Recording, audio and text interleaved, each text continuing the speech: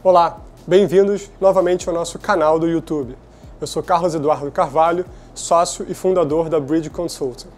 Nesse vídeo, irei falar um pouquinho sobre erros e aprendizados dos projetos que nós estamos fazendo sobre RPA, Robotic Process Automation. A primeira pergunta que aparece é: será RPA uma nova buzzword, uma nova palavra da moda, circulando numa onda de vendas e negociações comerciais? O fato é que hoje RPA é assunto da maioria dos planejamentos estratégicos corporativos pelo potencial de redução de custo e automação de tarefas de escritório. Depois de um ano como esse, 2019, nós falamos com certeza que RPA não é mais só uma onda, e sim uma tecnologia que tem um alto potencial de transformação da realidade das empresas. Depois desse ano rodando projetos em grandes organizações, a gente traz nesse vídeo 6 aprendizados de erros comuns para que você, nos seus projetos, evite o tropeço que nós vimos ao longo do mercado. Aproveite com a gente e preste atenção nesses 6 principais erros de projetos de RPA. O primeiro erro dos 6 é a empresa achar que RPA vai automatizar tudo aquilo que as outras tecnologias não conseguiram automatizar. Essa esperança de uma automatização plena é um erro de conscientização sobre o potencial de uso de RPA. Se questione primeiro do porquê que determinada tarefa hoje na sua empresa ainda não é automatizada. Muitas vezes, a resposta será mais complexa do que apenas uma falta de foco, prioridade ou trabalho da área de TI.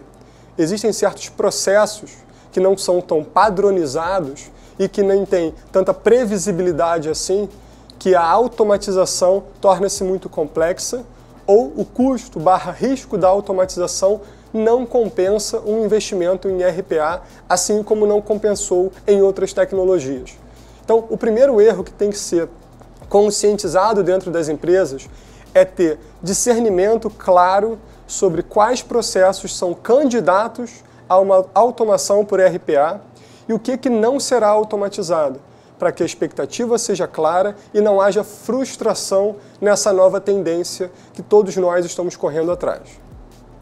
O segundo erro que nós observamos ao longo deste ano foi achar que RPA é um tipo de tecnologia que você pode entregar diretamente para as áreas de negócio, para que elas façam os seus robôs livremente, sem uma parceria e uma coordenação das áreas de tecnologia das empresas. Tome muito cuidado com o discurso comercial que está em vigor, que RPA pode ser usado diretamente por um usuário leigo de tecnologia. Não é mentira que um usuário que não é desenvolvedor consegue trabalhar com RPA. Olhando para uma organização como um todo, a parceria entre áreas de negócio e tecnologia é fundamental para que os projetos de RPA tenham governança e controle e entreguem o resultado desejado para os negócios. Haverá bastante dificuldade de uma área de TI e também de uma área de segurança da informação em coordenar essas informações que circularão via robôs se elas não participarem previamente, idealmente desde o contexto inicial comercial do projeto, para que saiam os resultados esperados. Então, o segundo erro que nós vemos é áreas de negócio atuando sozinhas, sem parceria e colaboração da TI, comprando e implantando projetos de RPA. O terceiro erro que aprendemos esse ano foi pensar RPA como um potencial de redutor de custos a partir, eventualmente, da redução de headcount, de número de pessoas, isso não se materializando financeiramente em números. Uma coisa, pessoal, é a gente estimar o potencial de ROI, de retorno sobre o investimento, de uma tecnologia, pressupondo que ela poderá livrar headcount de uma empresa, por exemplo, de uma área financeira de back-office. Do potencial para a materialização do ganho, há um delta, e esse delta não é controlado diretamente pelo projeto de RPA. Na prática, o que eu quero dizer é, algumas empresas levantam um cenário de redução de custo a partir do seu business case, vendem isso para uma diretoria e, na prática, aquela mão de obra liberada de uma tarefa de automação é recolocada para fazer outras tarefas. Então, na prática, numa visão global da organização, não houve a redução de custo. O tema desligamento, o tema demissões, liberação de headcount, é um tema muito crítico e sensível nas organizações. Então não leve isso para o seu business case se de fato você não tiver a certeza que o posicionamento da empresa do ponto de vista estratégico, financeiro, é a redução de fato de headcount.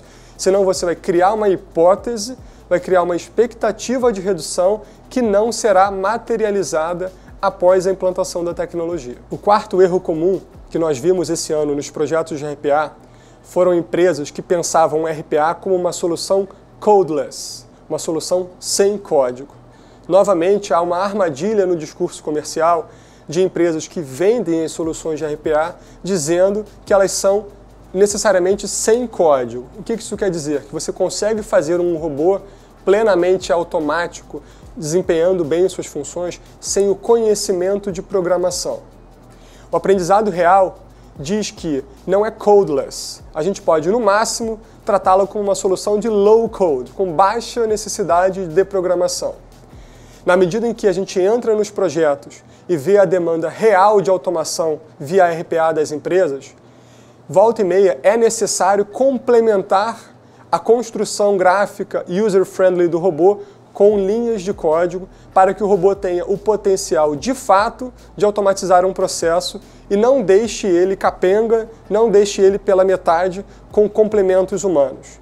Então o erro que nós vimos foram empresas entrando de cabeça em projetos RPA, comprando a tese que RPA é uma solução sem código. Isso não é verdade.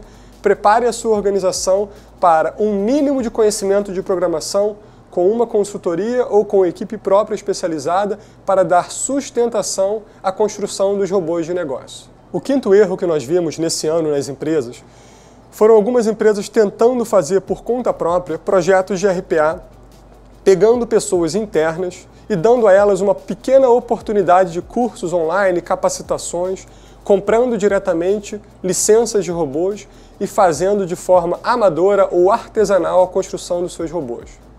Por mais que pareça um discurso comercial de quem quer vender um serviço de consultoria, aqui é muito mais um aprendizado de falas dos nossos clientes e de parceiros de negócio, que como a gente está na crista de uma onda, muita coisa nova, é uma tecnologia nova, é necessário que a gente tenha parceiros especializados para que o nosso ciclo de aprendizado, a nossa curva de aprendizado, não seja muito longa.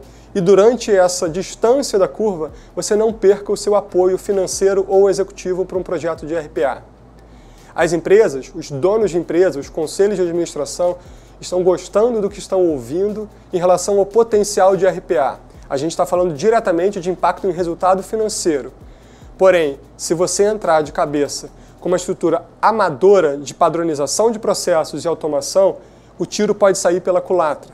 Então, considere fortemente trabalhar com parceiros especializados em RPA, tanto em código quanto em processos, para que as suas primeiras jornadas sejam de sucesso. E daí para frente, você ganhe apoio executivo, ganhe moral na organização, para que você consiga deslanchar com esse potencial ganho para as empresas. Por fim, pessoal, a sexta e última orientação que a gente dá para vocês, a partir dos erros que nós vimos esse ano, é você, como líder de uma iniciativa interna de RPA, entrar de cabeça nesse projeto achando que todos da sua organização entendem da mesma forma o que é RPA e o potencial de ganho e os riscos para a empresa. O alerta aqui fala sobre conscientização e comunicação prévia. Crie um comitê na sua empresa ou crie um grupo de trabalho envolvendo as principais partes. Eu citaria aqui pelo menos a área financeira, o RH, tecnologia e as áreas usuárias que receberão os robôs, para que você dissemine o conhecimento base, que todo mundo fique no mesmo solo sobre o que é RPA, o que não é RPA, qual é o estágio de maturidade atual do mercado, quais são os potenciais e riscos. Eu já ouvi de um parceiro de mercado falando que achava que RPA era uma solução que acabaria, por exemplo, com um RP. Outro parceiro de mercado falou que RPA era a nova melhor forma de fazer integração entre sistemas. Perceba que se a gente não sentar numa mesa previamente e alinhar sobre esses conceitos, As pessoas podem achar coisas muito diferentes e a frustração será certa, pelo menos de algumas dessas partes. Com isso, pessoal, eu encerro essas 6 orientações resumidas com base no aprendizado que nós estamos tendo em 2019 sobre os projetos de transformação digital com RPA. Eu convido vocês a conhecer um pouco mais sobre os nossos vídeos também aqui no canal do YouTube. Nós falamos sobre uma série de outros temas e também convido vocês a acompanhar a gente mensalmente a publicação dos nossos novos conteúdos. Muito obrigado pela participação e até a próxima!